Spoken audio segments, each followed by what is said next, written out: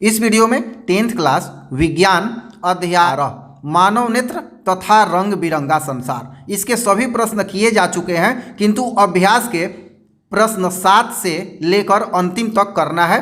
तो चलिए आइए 7वां नंबर प्रश्न से प्रारंभ करते हैं। यहाँ 7वां नंबर प्रश्न दिया है, चित्र बनाकर दर्शाइए कि दीर्घ दृष्टि दोष कैसे संशोधित किया जाता है। एक दीर्घ दृष्टि दोष युक्त नेत्र का निकट बिंदु 1 मीटर है। इस दोष को संशोधित करने के लिए आवश्यक लेंस की क्षमता क्या होगी। यह मान लीजिए कि सामान्य नेत्र की निकट बिंदु 25 सेंटीमीटर है। तो चलिए पहले न्यूमेरिकली इसे सॉल्व करते हैं, फिर इसका डायग्राम अर्थात चित्र भी बना के देखेंगे। ये ऐसे प्रश्नों में पहला काम होता है डाटा कलेक्शन करना। तो यहाँ पर u बराबर वस्तु की हमेशा माइनस लेते हैं, तो 25 सेंटीमीटर, चूंकि यहाँ दिया भी है, नहीं भी देता तो लिखते।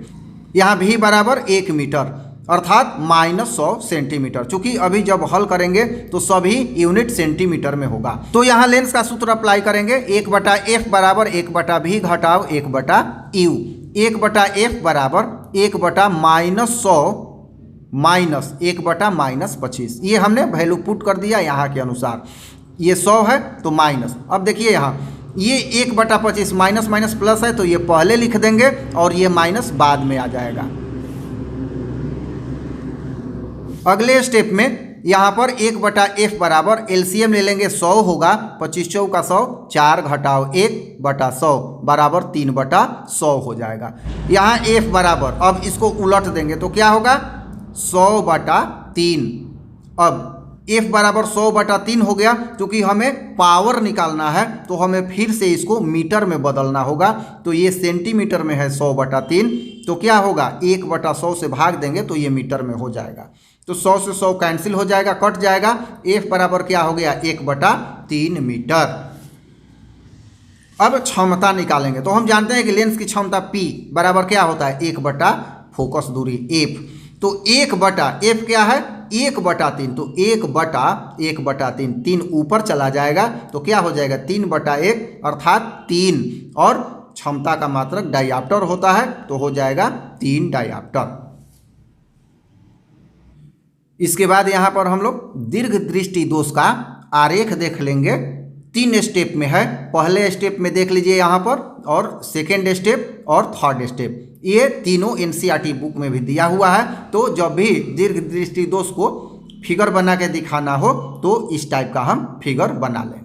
प्रश्न नंबर 8, सामान्य नेत्र 25 सेंटीमीटर से निकट रखी वस्तुओं को सुस्पष्ट क्यों नहीं देख पाती हैं। बहुत ही अच्छा प्रश्न है, परीक्षा में कई बार पूछा जा चुका है।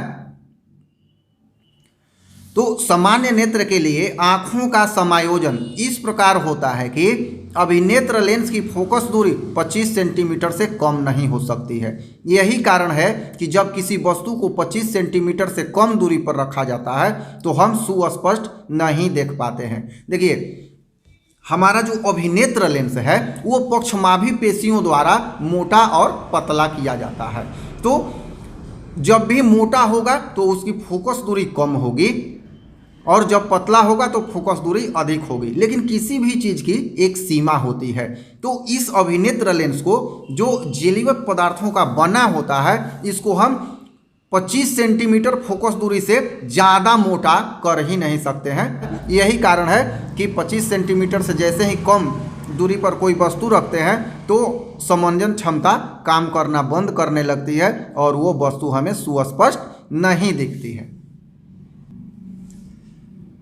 प्रश्न नंबर 9, जब हम नेत्र से किसी वस्तु की दूरी को बढ़ा देते हैं तो नेत्र में प्रतिबिंब की दूरी का क्या होता है। उत्तर देखेंगे, नेत्र से किसी वस्तु के दूरी बढ़ाने पर उसका प्रतिबिंब मानव नेत्र में हमेशा ही दृष्टिपटल पर रहता है। देखिए ये तो जानते हैं कि वस्तु कहीं भी रहे लेकिन हम उसे देख लेते हैं, चाहे दूर हो या नज़दीक हो। ऐसा क्यों होता है? तो ये हमारी समंजन क्षमता के कारण होता है। अभिनेत्र लेंस में बदलाव हो जाता है वस्तु के अनुसार, अर्थात वस्तु की दूरी कुछ भी हो, हमारी आँखों में प्रतिबिंब की दूरी एक समान होती है, किंतु वस्तु दूर होने की स्थिति में हमारी आँखों पर उसका छोटा कोण बनता है, फलतः वस्तु छोटी दिखाई देती है। अब जितनी वस्तु दूर रहेगी अभिनेत्र लेंस पर उतना ही छोटा कोण बनेगा, तो वस्तु क्या होगी, छोटी दिखाई देगी। जैसे उदाहरण हवाई जहाज का लीजिए, आकाश में छोटी होती है किंतु जब वे रनवे पे आती है तो बड़ी दिखाई देने लगती है। तो 10 नंबर प्रश्न, तारे क्यों टिमटिमाते हैं? उत्तर पहले कैसे लिखेंगे, तारों से आने वाला प्रकाश को अनंत माना जाता है और वहां से जब प्रकाश स्रोत प्रेक्षक की आंखों तक पहुंचता है तो अपवर्तन के कारण कई बार अपने पथ पर मुड़ा हुआ पहुंचता है। यह इसलिए होता है क्योंकि वायुमंडल में गर्म तथा ठंडी हवाएं बहती रहती हैं और प्रेक्षक सीधी रेखा में उस तारा को देखता है, इसलिए उसे तारा कभी कभी अंशतः या पूर्णतः कटा हुआ दिखाई देता है और कभी कभी ज्यादा अपवर्तन के कारण बिल्कुल ही दिखाई नहीं देता है। इस प्रक्रिया को तारे का टिमटिमाना बोलते हैं। अब देखिए, तारा जो है उसे अनंत दूरी मानते हैं और आकाश में क्या होता है, हमेशा गर्म तथा ठंडी हवाएं अस्तर दर अस्तर बहते रहती हैं। तो प्रकाश के अपवर्तन के बारे में हम जानते हैं, ये तारे का टिमटिमाना प्रकाश अपवर्तन की घटना है। ठीक है, कई बार ऑब्जेक्टिव भी आता है। तो यही कारण है कि जितना अपवर्तन होगा जितना बार, उतना बार प्रकाश से जो किरण निकला है मुड़ता हुआ तिरछा, सीधा, फिर तिरछा, इस तरह से आएगा। लेकिन जब हमारी आंख पर आएगा और हम उसे देखेंगे तो सीधी रेखा में ही देखेंगे। इसी तरह से जो विक्षेपण हुआ रहता है या तो अंशतः होता है या कभी कभी पूर्णतः कट जाता है, तो इसी को तारे का टिमटिमाना बोलते हैं।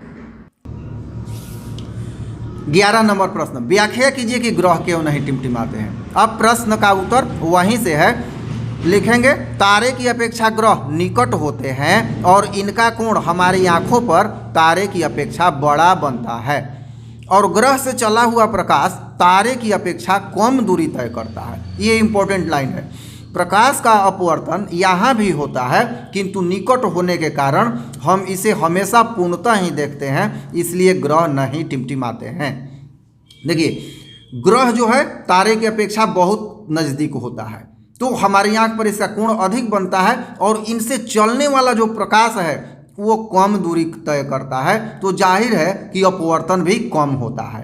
किंतु यहाँ अपवर्तन उतना अधिक नहीं हो पाता है कि हमारी आंख से कट जाए या पूर्णतः लोप हो जाए। तो इस तरह की क्रिया तारे के साथ होती है, ग्रहों के साथ इस प्रकार की क्रिया नहीं हो पाती, इसलिए ग्रह टिमटिमाते हुए प्रतीत नहीं होते हैं। 12 नंबर प्रश्न, सूर्योदय के समय सूर्य रक्ताभ क्यों प्रतीत होता है? तो उत्तर लिखेंगे, सूर्योदय या सूर्यास्त के समय सूर्य क्षितिज पर होता है। जो क्षितिज अर्थात बहुत ही दूरी पर, जो प्रायः लंबी दूरी होता है, इस समय प्रकाश के अधिकांश रंग अधिक मुड़ जाते हैं और लाल रंग अधिक तरंगधैर्य होने के कारण कम मुड़ता है। इसलिए हम इस परिस्थिति में सूर्य से निकला हुआ केवल लाल रंग ही देख पाते हैं, फलस्वरूप सूर्य रक्ताभ प्रतीत होता है।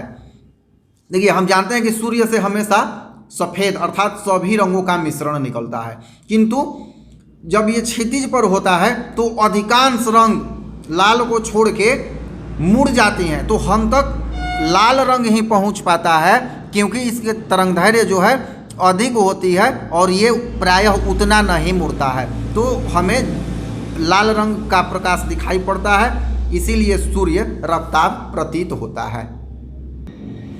13 नंबर प्रश्न, किसी अंतरिक्ष यात्री को आकाश नीले की अपेक्षा काला क्यों प्रतीत होता है? तो सबसे पहले यह प्रश्न प्रकाश के प्रकीर्णन से संबंधित है, कई बार ऑब्जेक्टिव प्रश्न भी पूछा गया है। लिखेंगे, हम जानते हैं कि नीला रंग सबसे अधिक प्रकीर्णित होता है, किंतु प्रकीर्णन होने के लिए उस माध्यम में कण का होना आवश्यक है। ध्यान दीजिएगा, जब कण होता है तभी प्रकीर्णन होता है, क्योंकि प्रकीर्णन की घटना क्या होती है? कण पर पड़कर चमकना। चूंकि वायुमंडल में सूक्ष्म कण होते हैं, इसलिए नीला रंग प्रकीर्णित होता है और आकाश नीला दिखाई देता है। किंतु एक अंतरिक्ष यात्री वायुमंडल से ऊपर होता है और वहाँ कोई भी कण मौजूद नहीं होता। बस इसका आंसर यही पे निहित है, कोई कण ही नहीं है तो प्रकीर्णन होगा ही नहीं, इसलिए अंतरिक्ष में प्रकाश का प्रकीर्णन भी नहीं होता। परिणाम स्वरूप अंतरिक्ष से आकाश काला प्रतीत होता है। तो इस प्रकार इस अध्याय के सभी प्रश्न समाप्त हो गए। फिर हम लोग मिलेंगे अगले अध्याय में। धन्यवाद।